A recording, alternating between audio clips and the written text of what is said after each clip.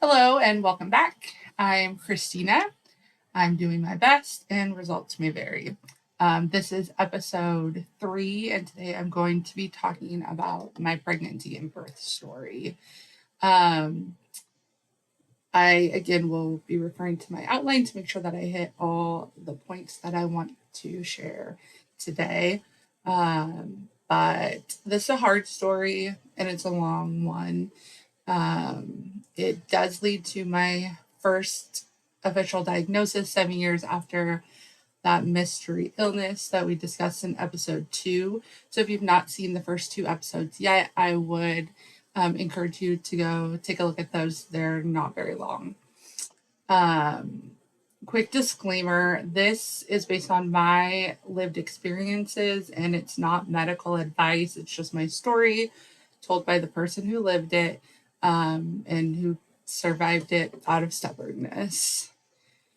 So I want to start by talking about starting at the point where I found out that I was pregnant.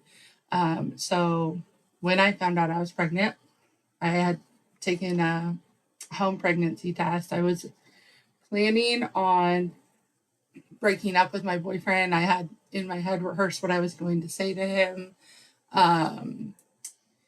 And then I realized that I was late. And so I put the brakes on that. And I took a home pregnancy test and it was positive. I didn't tell really anyone. I told the father and very few other people. I didn't tell my family. Honestly, my family was like the last people that I told. I was just gonna sit quietly with it for a while I figured things out. So I called my doctor's office and told them that I thought I might be pregnant and I wanted to come in to take a pregnancy test. And they asked me if I took a home pregnancy test. I said yes. They said, well, then you're pregnant. So wasn't really sure what I was supposed to do at that point. They said that they would have me come in for my first appointment at X number of weeks, or when I believed myself to be at X number of weeks. I don't even remember at this point what that was. But essentially they said, you're pregnant and we'll see you in several weeks. My first appointment, the way that they did that at the time, I have no idea how they do things now, was like a group intake appointment. So I went in to a room full of happy couples by myself. They were these very excited people, as you should be at this time, and I was just alone and scared and hoping that I did not see anybody that I knew or that knew my parents. I was just trying to look calm and blend in, but it was so hard. Eventually, so at this intake appointment, they scheduled me to come in later down the road for an actual appointment. It was with a nurse practitioner, and they scheduled me for normal pregnancy blood work in advance of that appointment. So I showed up for that appointment. The baby's father did come with me to that appointment. I believe at this point my family still didn't know that I was pregnant. They did an ultrasound. They said that everything on the ultrasound looked fine. There was a heartbeat, all the things that you would want to see. But when they looked at my blood work that I had done, they said that I tested positive for syphilis and wasn't expecting to hear that. I'm looking over at the father like, what? But then they said that it was a false positive, and the reason that they believe this to be the case is apparently there's 2 tests for syphilis and they have to both be positive for you to actually have it. But I had one was positive and one was negative. But that just put me in where I always was with there's something's not right, but we don't know what it is. And there's something going on and we need to look into it and we're going to do more blood work and you'll hear back from us. So, just another layer to the mystery of the past 6 or 7 years at this point. Eventually, obviously, I did have to tell my family that I was pregnant. I didn't do a good job of that. It was scary. The conversations were emotionally intense. They did not go well. My dad just asked me if I was still going to finish college, to which I said yes. People were asking me if I was going to get married, to which I said no. What was not fun. But my family was ultimately supportive, and they were there for me.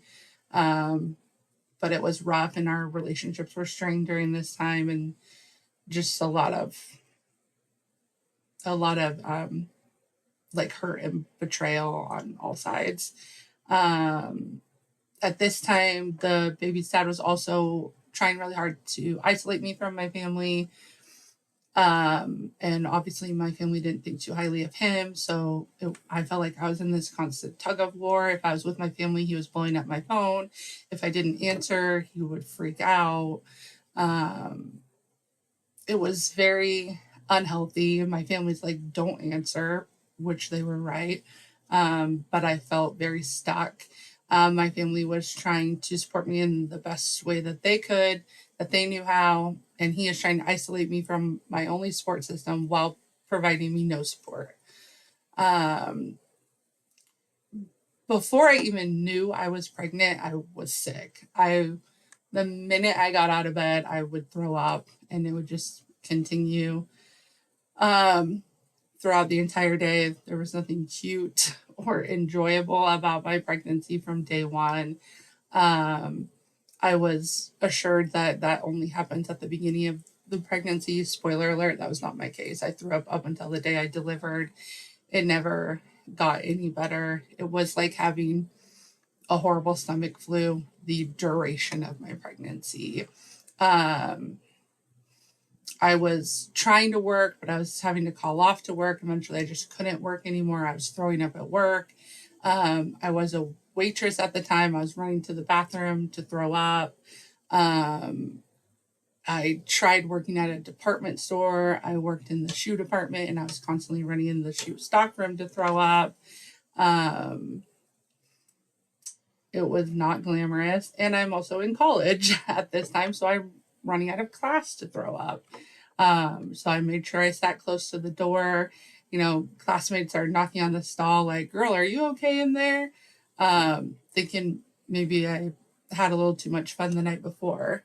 And just telling them, yes, I'm pregnant, and just the look of terror on their face, because that's not what any college girl wants to hear. They're like, oh, girl. So it was a fair reaction for sure. So not having fun at this point. All my relationships are strained. I'm struggling financially because I can't work or barely can work. I still don't know what's going on with this false positive test. So a day comes, I'm with my mom, and we're at the laundromat. We went to the laundromat to, because we need to wash bedding, so we needed the big giant washing machines, and there was a whole situation that happened at the laundromat. That's a whole nother story. So I was already stressed out, and I get a call from my doctor's office. They're calling to schedule my next appointment, and they're wanting to schedule it a few towns away. And I was like, why are we scheduling it here? It was basically being scheduled at the hospital. We didn't have a hospital in my town at this time. And they said, well, it's because you're a high-risk pregnancy. And I said, why am I a high-risk pregnancy? This was news to me. And she goes, well, because you have lupus. And I was like, what is lupus? And she was just quiet for a minute and she goes, oh, I thought you already knew. You'll need to wait and talk to the doctor. So she schedules me my appointment and it ends. And I'm telling my mom, like, they told me I'm a high-risk pregnancy, that I have lupus. I don't know what's going on. I had never even heard of lupus. My mom had, and I'm just working myself up into a frenzy. Then I throw up in the trash can at the laundromat, as is on brand for my pregnancy at this point. I went home and I started Googling lupus because we didn't have smartphones back then, so I had to wait till I got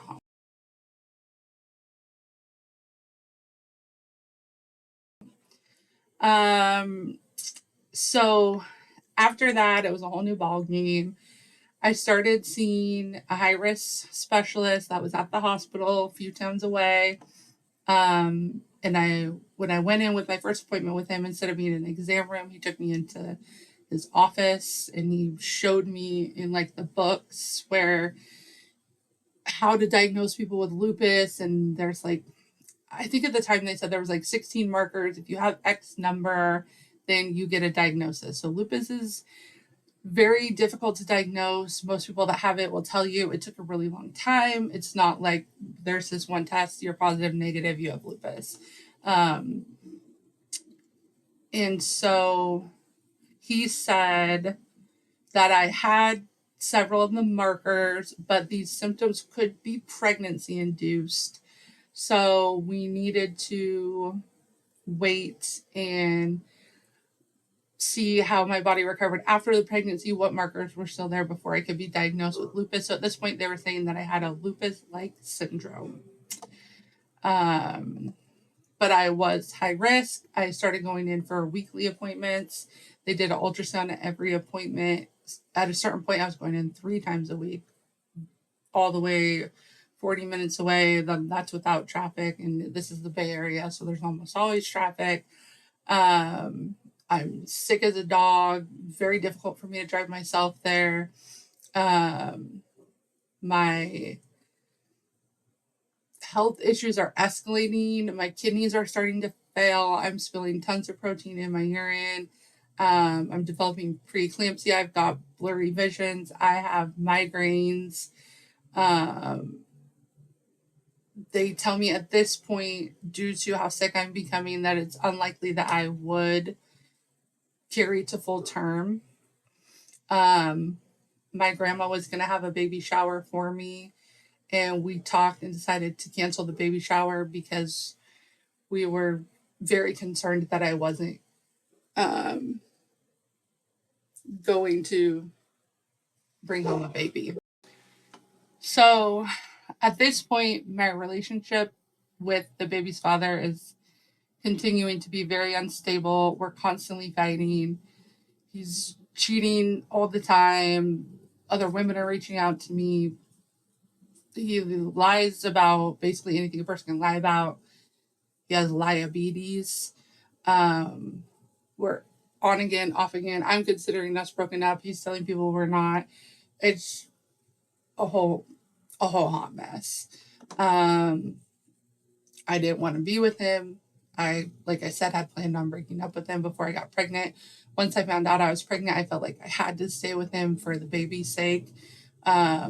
Looking back now, I know that was not accurate. But at the time, I was young, I was scared, I was sick.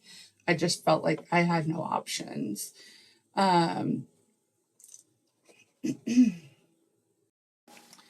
Eventually, I got to the point where a nurse was calling me daily and I was letting them know what my vitals were.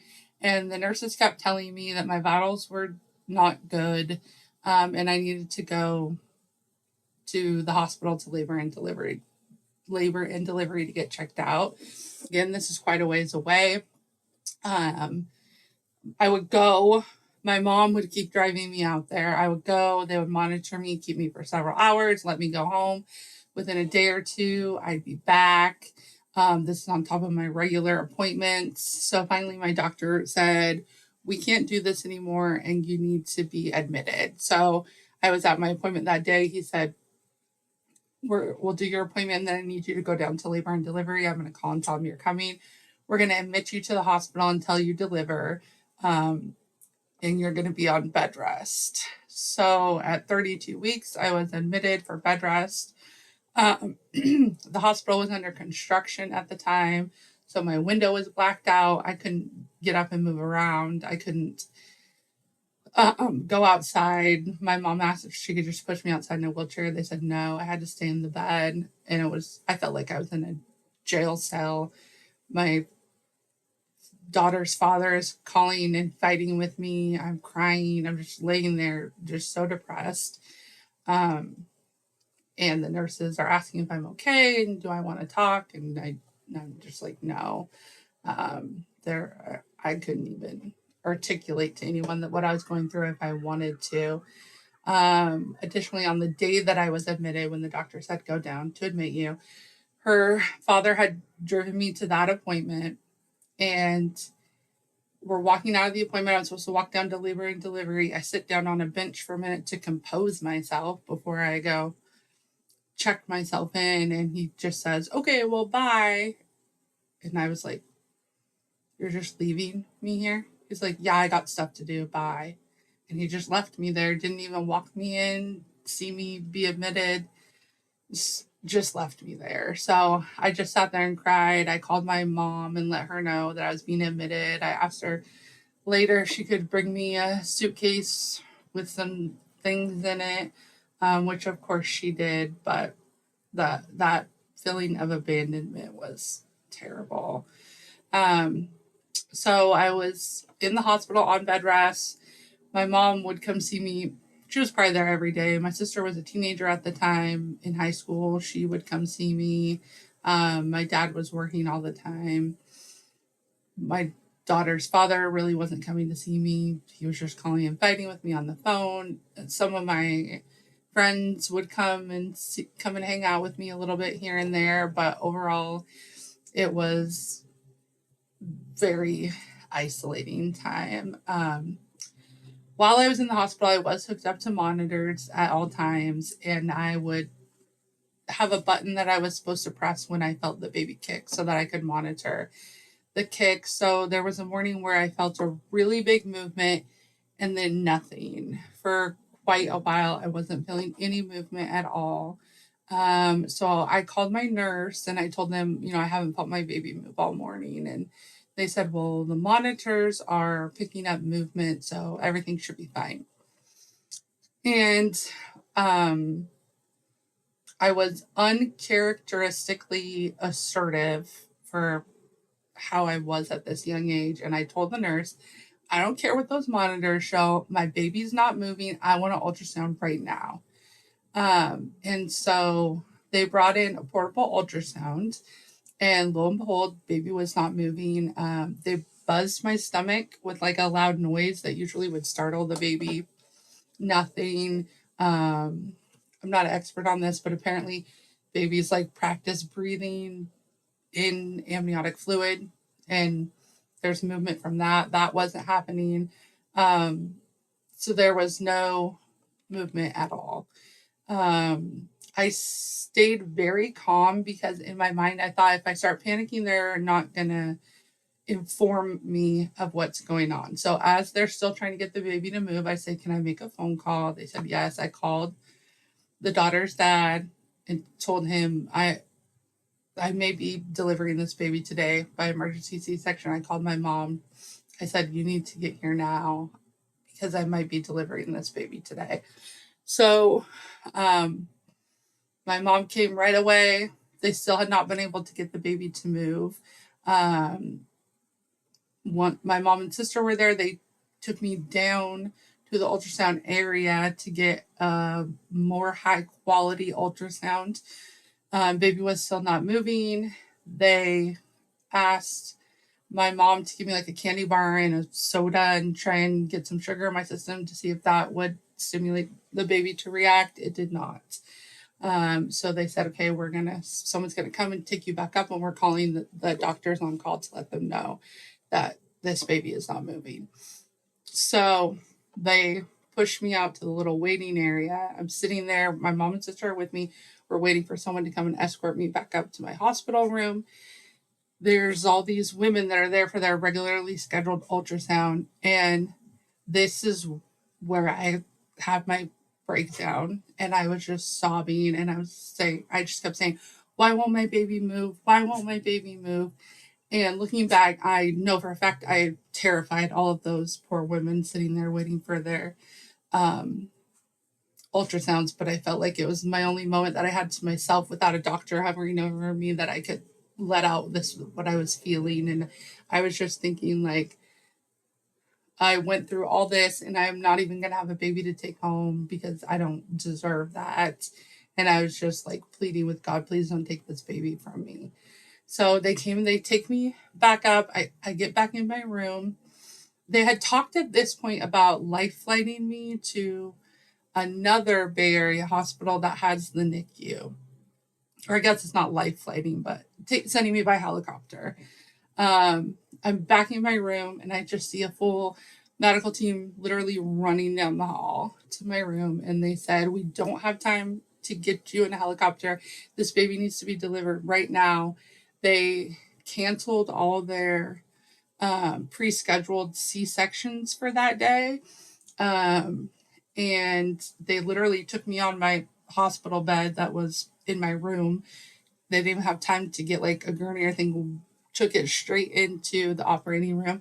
My mom and sister were following, and my mom comes through the doors with me, and then they tell my sister she has to stop, and they shut the doors on her. And my sister lets out the most guttural wail that I have ever heard, and now she's out there all by herself. My daughter's father went to the wrong hospital. No shock there. So he's not there. My dad is still on his way from work. She's out there by herself. My mom is with me. They take me in by myself.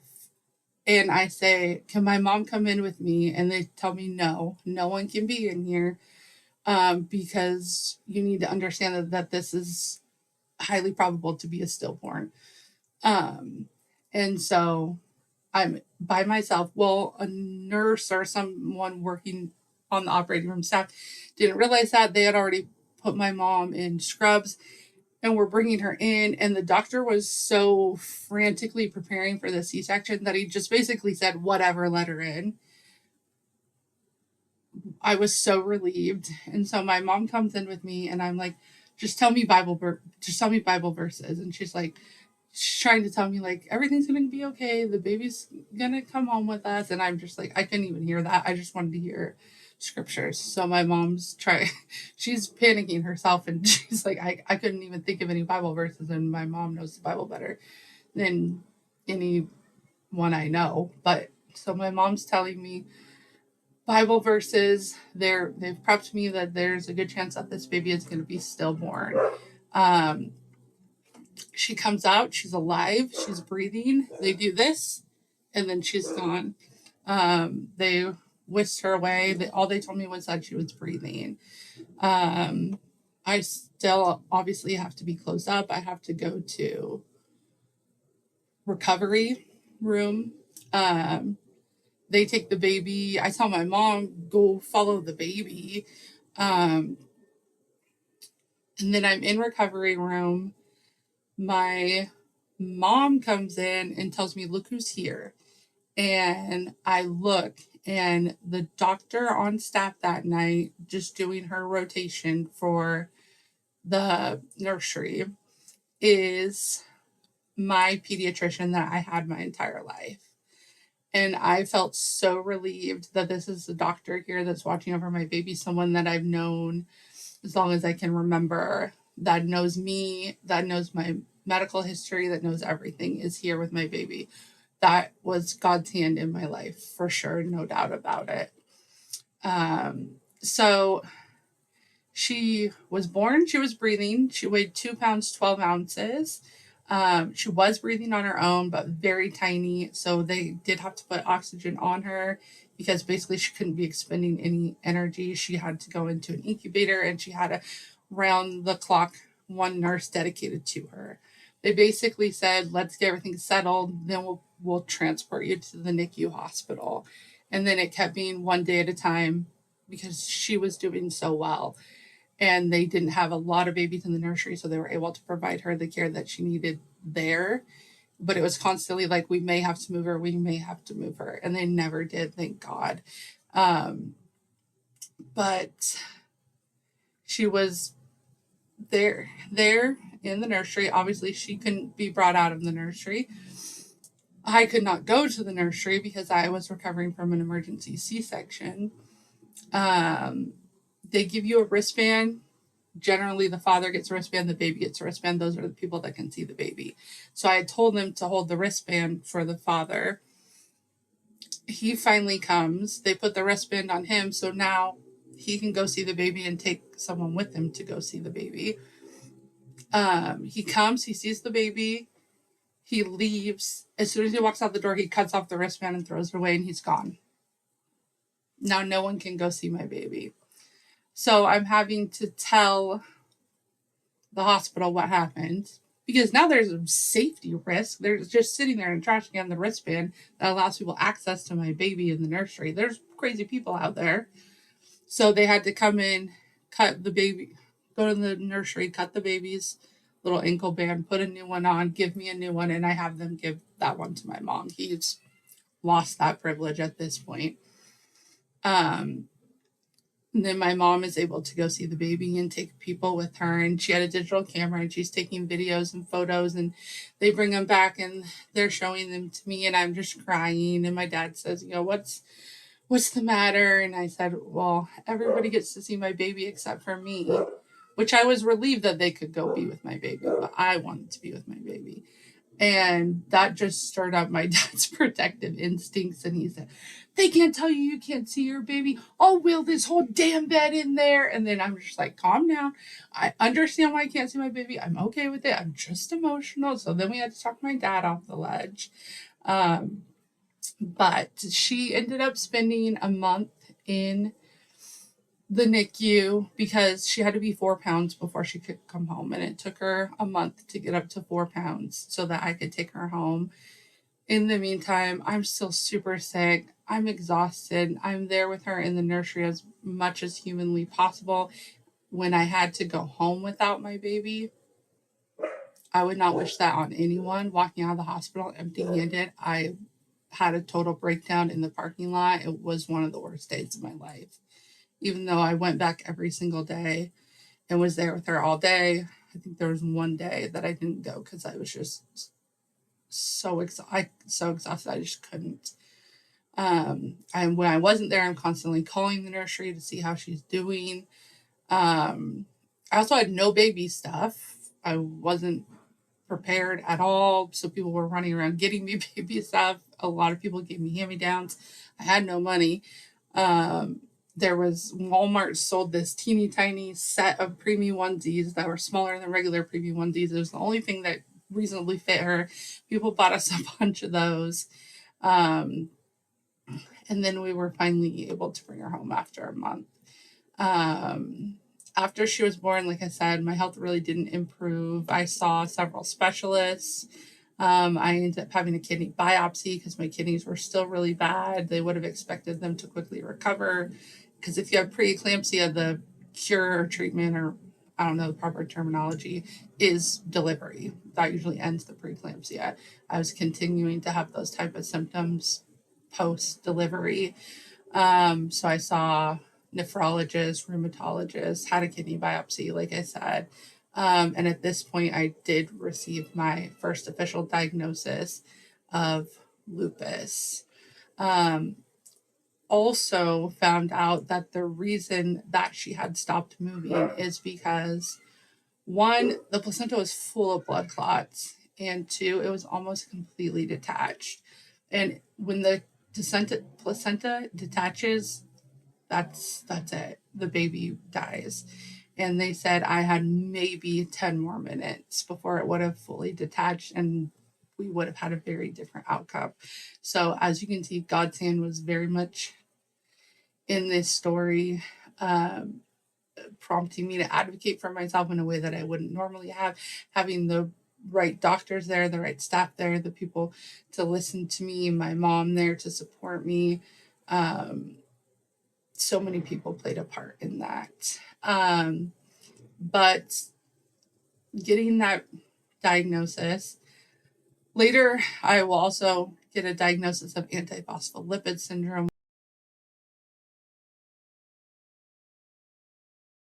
which then explains all the blood clots in the placenta and also explains what a miracle it is I delivered to full term. People with antiphospholipid syndrome tend to have stillborn births. They don't miscarry early. They're either late term miscarry or stillborn. So the fact that I ever even birthed a live child is pretty miraculous. What we know now, we did not know this at the time. This will come in the next part. The next episode or two, we'll get into additional diagnoses that came apart, or that came along. But that's where this episode ends. In the next episode, I'm going to start talking about learning to live with lupus, about being a young single mom, about finishing college, and that whole next chapter. So this is my story. Results still vary, and I will see you next time.